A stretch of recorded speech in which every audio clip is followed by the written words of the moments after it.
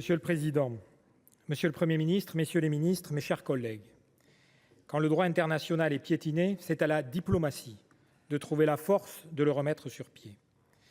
L'exercice est d'autant plus complexe que les attributs du pouvoir ont évolué.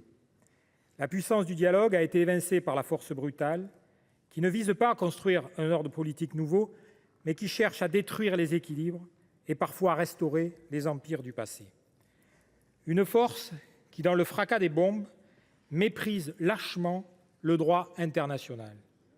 Un droit que les tyrans de notre siècle ont savamment relégué au silence, un droit que la déraison des États a frontalement saccagé.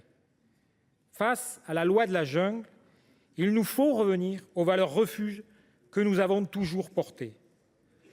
Revenir aux valeurs démocratiques qui sont le fondement de notre politique. Revenir à la notion de multilatéralisme qui dirige nos intérêts diplomatiques. Revenir à la règle de l'autodétermination qui est au cœur de la liberté des peuples. Revenir aux moyens pacifiques qui sont consacrés par l'article 1er du traité de l'Atlantique Nord.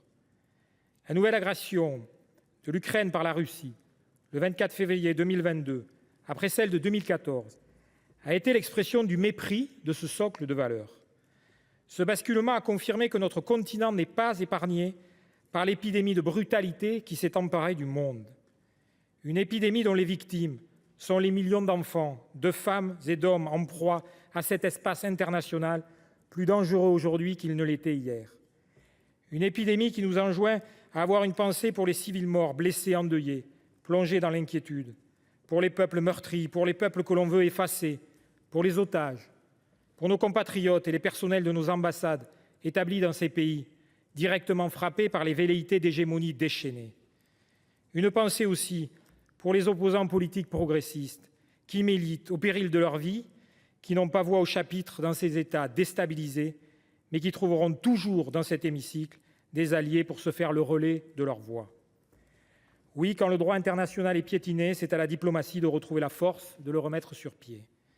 C'est ce à quoi nous invite la déflagration qui a frappé le Proche et Moyen-Orient ces derniers jours et qui accélère la spirale de déstabilisation dans laquelle a été entraînée la région. Une déflagration marquée par l'offensive israélienne lancée sans sommation dans la nuit du 12 au 13 juin dernier en réaction à la poursuite du programme nucléaire de l'Iran et ciblant ses fabriques de missiles balistiques et ses capacités militaires. Les appels à la retenue formulés par les chancelleries occidentales et par l'ONU n'empêchent pas la riposte iranienne, ni n'arrêtent les frappes israéliennes. Face à l'embrasement, les Européens tentent de relancer la voie diplomatique à Genève. Donald Trump s'empresse de déclarer que l'initiative du vieux continent n'est pas crédible et insulte les règles qui s'imposent aux États en déclenchant, le 22 juin, une frappe visant 3 sites nucléaires iraniens. En retour, l'Iran cible la plus grande base américaine de la région située au Qatar, après en avoir avisé Washington.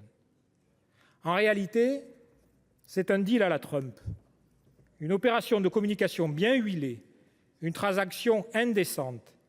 J'épargne ton régime, tu gardes la face, et en contrepartie, j'affiche ma puissance en annonçant la fin de la guerre des 12 jours. Personne n'est dupe. C'est une supercherie. Rien n'est réglé. Ni l'anéantissement de la force nucléaire iranienne, ni la fin de la guerre. Ces récents événements sont une invitation à remobiliser nos valeurs refuges. Et en la matière, la République islamique d'Iran est l'adversaire absolu de nos valeurs. Car c'est un régime qui opprime son peuple, un régime qui humilie les femmes, un régime qui déstabilise le Proche et Moyen-Orient avec ses proxys. Les démocrates doivent dénoncer la République islamique d'Iran qui enferme dans ses geôles ses opposants, mais aussi nos compatriotes. Comment ne pas avoir une pensée émue pour les otages d'État, Cécile Kohler et Jacques Paris, dont on nous dit que l'intégrité physique n'a pas été atteinte par la frappe israélienne ciblant le centre d'incarcération d'Evin. Nous savons cependant que le régime continue de les détenir dans des conditions inhumaines. Monsieur le Premier ministre, nous attendons qu'une seule chose, qu'une seule image, celle des retrouvailles de Cécile Kohler et de Jacques Paris avec leurs proches. Une image à laquelle chacun d'entre eux a dû rêver des centaines de fois. Nous savons que le Quai d'Orsay est pleinement mobilisé, mais nous demandons au gouvernement de réaffirmer une nouvelle fois devant l'exécutif iranien qu'il y a urgence urgence à procéder à leur libération. En plus de s'en prendre à nos concitoyens, la République islamique d'Iran veut l'arme nucléaire. Le régime des mollahs doit-il pouvoir disposer de la bombe atomique ? Jamais. C'est une condition de notre survie collective. Nous partageons d'ailleurs la vive inquiétude exprimée par l'Agence internationale de l'énergie atomique face à l'accumulation rapide d'uranium enrichi par l'Iran, une agence dont le directeur fait l'objet de menaces inacceptables. Nous sommes tout aussi préoccupés face aux armes de destruction massive dont s'est dotée par exemple la Corée du Nord. Nous devons ainsi appeler tous les pays qui n'ont pas encore signé le traité sur la non-prolifération des armes nucléaires à le faire. Monsieur le ministre des Affaires étrangères, vous avez exhorté Téhéran à reprendre sans délai la voie du dialogue avec l'AIEA afin d'aboutir à une solution diplomatique robuste qui réponde aux inquiétudes légitimes de la communauté internationale. Pouvez-vous nous indiquer comment la France compte agir concrètement pour favoriser ce retour à la coopération ? Ce débat doit également être l'occasion de s'interroger sur les buts de guerre de l'actuel gouvernement israélien. Car l'offensive de la nuit du 12 juin n'est pas simplement liée au fait que l'État hébreu souhaite avoir le monopole de l'arme nucléaire au Proche-Orient. L'horizon de Benyamin Netanyahou est double. Il consiste également à tenter de défaire un régime par la force et depuis l'extérieur. Une méthode dont l'histoire a démontré qu'elle ne mène quasiment jamais à rien, si ce n'est qu'à répandre le chaos et à favoriser l'émergence de groupes déstabilisateurs. Si l'exécutif israélien a, comme il le prétend, cherché à se défendre afin d'assurer sa sécurité, est-il pour autant fondé à mener une guerre dite préventive en violation du droit international, précisément au moment où se déroulaient des développements diplomatiques importants, comme l'a indiqué le secrétaire général adjoint de l'ONU. En tout état de cause, face à ce nouvel équilibre des forces et au risque de fuite en avant qu'il provoque, chacun a le devoir de remettre du politique derrière le militaire, de la diplomatie derrière la violence, de la dénonciation derrière l'horreur. Et l'horreur, aujourd'hui, c'est Gaza. Gaza où la tragédie humanitaire s'aggrave chaque jour. Gaza où la distribution d'aide vire au chaos. Gaza où un peuple marche lentement vers la mort. Une enclave dans laquelle l'accès à la distribution alimentaire devient une arme. Une enclave où la quête de vivre peut brutalement être interrompue par des tirs israéliens, comme cela a encore été le cas le 17 juin dernier à Khan Younes, où 59 personnes affamées venues s'approvisionner ont été froidement abattues. De telles scènes sont devenues récurrentes. Des soldats et des officiers israéliens chargés de la sécurité de ces centres décrivent eux-mêmes des scènes passibles de crimes de guerre. Monsieur le Premier ministre, il faut lever le blocus humanitaire et démilitariser l'aide humanitaire.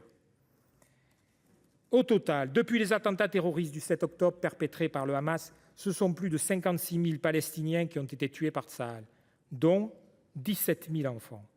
Dans ce contexte accablant, et après la conduite des opérations israéliennes en Iran, le temps est venu de mettre un coup d'arrêt à l'effroi, un coup d'arrêt à ce qui constitue l'une des plus grandes hontes de ce siècle, tout en exigeant la libération des otages. Monsieur le Premier ministre, l'Europe et la France ont le devoir d'indiquer la porte de sortie diplomatique à Israël. Donald Trump prétend avoir convaincu l'État hébreu d'accepter les termes d'un cessez-le-feu de 60 jours. Mais peut-on sérieusement lui faire confiance ?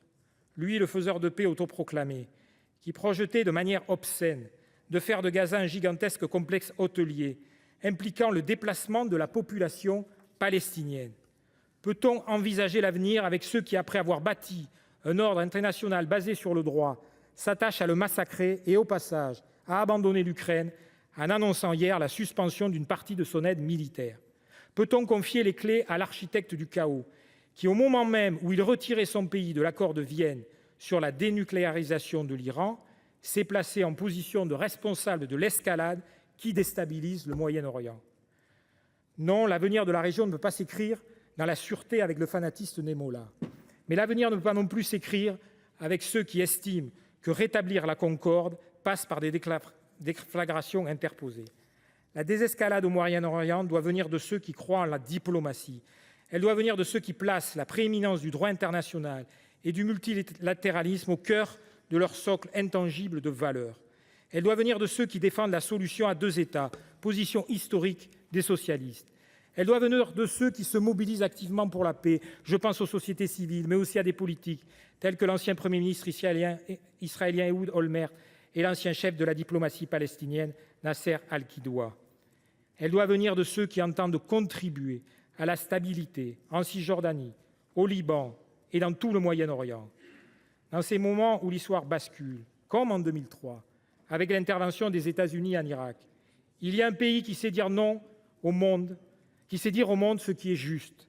Ce pays, c'est la France, celle qui a une histoire, celle qui a une mémoire, celle qui cultive donc des valeurs. Monsieur le Premier ministre, notre pays a la responsabilité de rappeler que le droit et la négociation doivent l'emporter sur la force et le fait accompli. Si notre diplomatie parvient à cesser ces atermoiements, alors le groupe socialiste, écologiste et républicain saura être aux côtés de l'exécutif. Mais il faut pour cela des positions constantes et transparentes, C'est ce dont nous manquons quand le président de la République reprend subitement des échanges avec Vladimir Poutine, rompant ainsi avec 3 années de silence sans prévenir la représentation nationale. Oui, nous sommes prêts à travailler, prêts à proposer un chemin. Encore faut-il que nous soyons d'accord sur le socle de valeurs que je viens d'énoncer.